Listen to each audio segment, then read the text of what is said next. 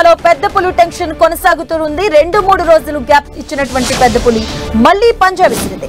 చీలపల్లి అటవీ ప్రాంతంలో నిన్న సాయంత్రం ఓ గేదెను హతమార్చింది పెద్ద పులి. దీంతో చీలపల్లి అటవీ ప్రాంతంలో ఉన్న చీలపల్లి, లింబుగూడ, మేడిపల్లి, మాలిని, ఇటుకల పహాడ్ గ్రామాల ప్రజలు పెద్ద పులి భయంతో బిక్కుబిక్కుమంటూ గడుపుతున్నారు.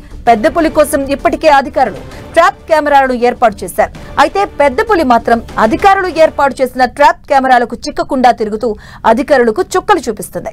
పెద్ద పులి సంచరిస్తూ ఉండడంతో ఆయా ప్రాంతాల ప్రజలంతా అప్రమత్తంగా ఉండాలని అటవీశాఖ అధికారులు సూచిస్తున్నారు.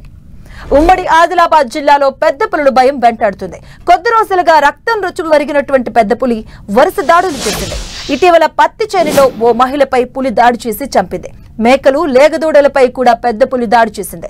దీంతో జిల్లాలోని ప్రజలు తీవ్ర భయభ్రాంతులకు గురవుతున్నారు. పెద్ద పులి జాడు కోసం గాలిస్తున్నారు అధికారులు. కొన్ని రోజుల క్రితం పత్తి చేనులో మహిళపై దాడి చేసి చంపింది పెద్ద పులి.